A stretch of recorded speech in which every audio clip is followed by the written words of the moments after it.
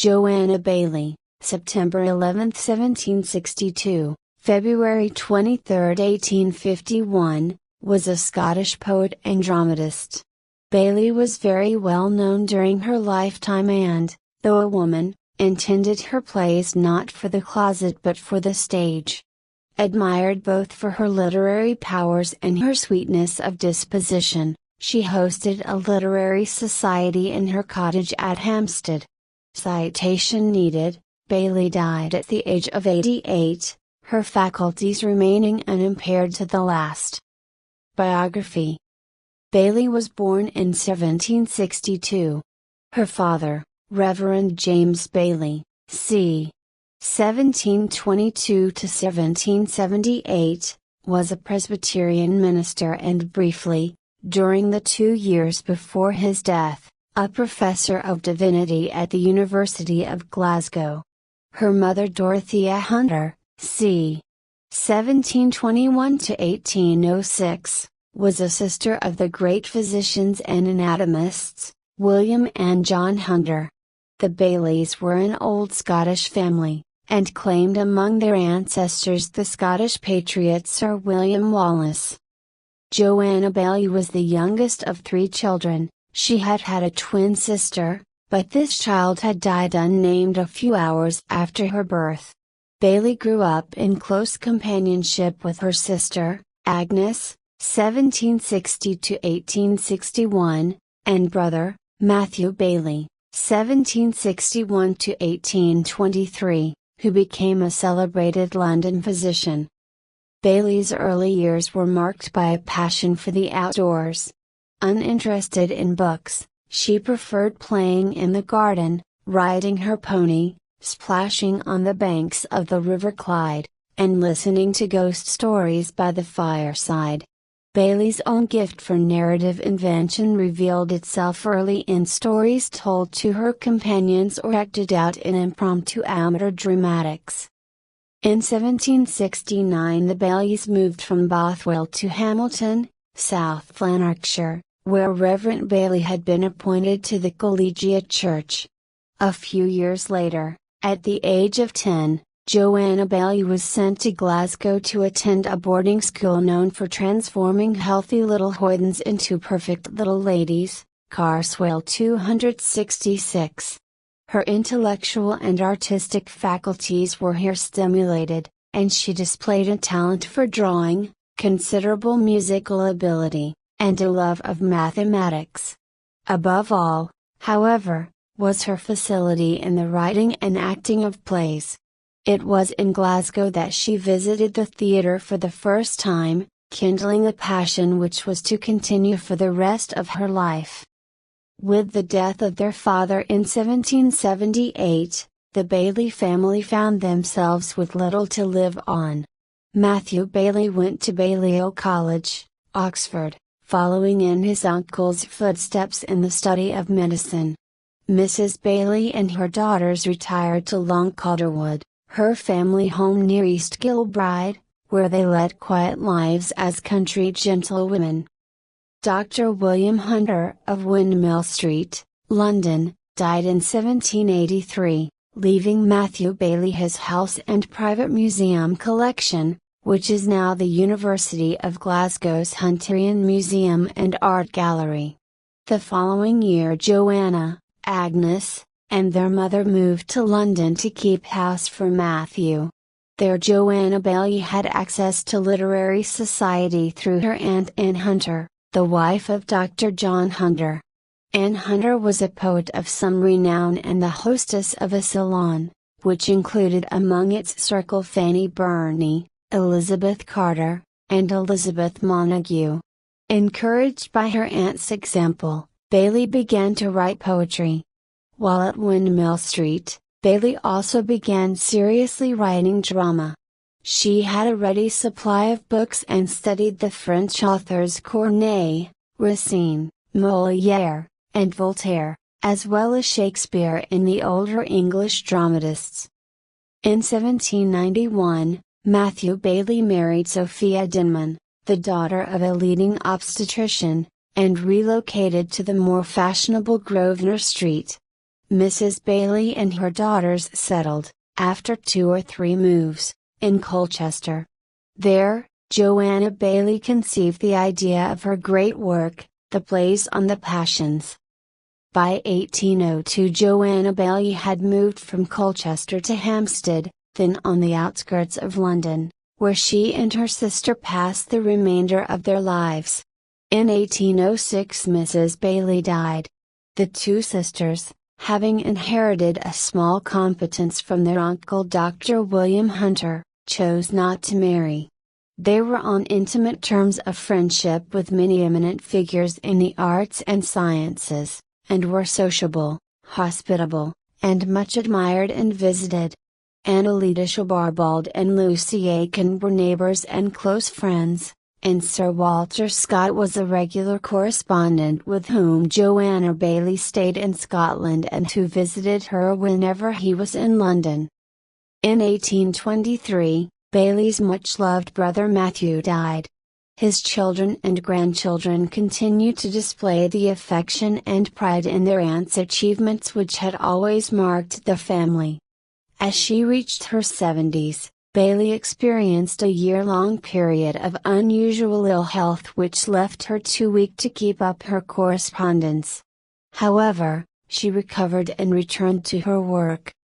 Joanna Baillie was anxious that all her works with the exception of her theological pamphlet, See Religious Writing, be collected in a single volume, and had the satisfaction of seeing this great monster book as she called it, which appeared in 1851, shortly before she died. Though no longer robust, ladies of 80 and upwards cannot expect to be robust, and need not be gay. We sit by the fireside with our books. Carhart, 62. She had remained in good health until the end. She died in 1851 in Hampstead, having almost reached her 90th year. Her sister, Agnes, lived on to be 100. Both sisters were buried alongside their mother in Hampstead Parish Churchyard, and in 1899 a 16-foot-high memorial was erected in Joanna Baillie's memory in the churchyard of her birthplace at Bothwell. Literary and dramatic works. Poetry. 1790, Baillie's first publication, Poems, wherein it is attempted to describe certain views of nature and of rustic manners. Baillie later revised a selection of these early poems which were reprinted in her Fugitive Verses, 1840. Her first poem, Winter Day, was evocative of the winter sights and sounds in the neighborhood of Long Calderwood. 1821, Metrical Legends of Exalted Characters, which told in verse the heroic stories of such historical figures as William Wallace, Christopher Columbus, and Lady Grizzel Baillie. These were inspired in part by the huge popularity of Walter Scott's heroic ballads, her enthusiasm for which had, she admitted, made writing drama less interesting for a time. Baillie, Memoirs. 1836, 3 volumes of dramatic poetry. 1840, encouraged by her old friend the banker poet Samuel Rogers, Baillie issued a new collection, Fugitive Verses, some of which were old and some recently written. It was generally agreed that her popular songs, especially those in Scots dialect, would live on. 1849, Baillie published the poem Baillie for private circulation, subsequently published as Allahabad, 1904. Plays. 1790, A Tragedy, Arnold, which was never published. A serious comedy which was later burned. Rainer was written, though it was heavily revised before it was published in Miscellaneous Plays, 1804. 1791, Plays on the Passions first conceived. 1798, the first volume of Plays on the Passions published anonymously under the title of A Series of Plays. Volume 1 consisted of Count Basil, A Tragedy on Love, The Trial, A Comedy on Love, and A Montfort, a tragedy on hatred. In a long introductory discourse, the author defended and explained her ambitious design to illustrate each of the deepest and strongest passions of the human mind. The plays, the author explained, were part of a larger design and were completely original concept. They arose from a particular view of human nature in which sympathetic curiosity and observation of the movement of feeling in others were paramount. Real passion, genuine and true to nature, was to be the subject. Each play was to focus on the growth of one master passion. This unusually analytic and arguably artificial approach generated much discussion and controversy, and in a week or two plays on the passions was the main topic of discussion in the best literary circles. Carswell 273. The authorship, though at first attributed to a variety of established male and female poets, was revealed in 1800 in the title page of the third edition. 1800, De Montfort was produced at Drury Lane with John Kemble and Sarah Siddons in the leading parts. Splendidly staged, the play ran for 8 nights but was not a theatrical success. Henriquez and the Separation were coldly received. 1802, second volume of Plays on the Passions published under Joanna Baillie's name, with a preface which acknowledged the reception given to Volume 1, praise mixed with a considerable portion of censure. Volume 2 consisted of The Election, a comedy on hatred, Ethwald, a tragedy in 2 parts on ambition, and The Second Marriage, a comedy on ambition. Baillie herself was of the opinion that these plays, especially Ethwald, exemplified her best writing. 1804, published a volume entitled Miscellaneous Plays, The Tragedies Rainer and Constantine Palaeologus, and a comedy, The Country Inn.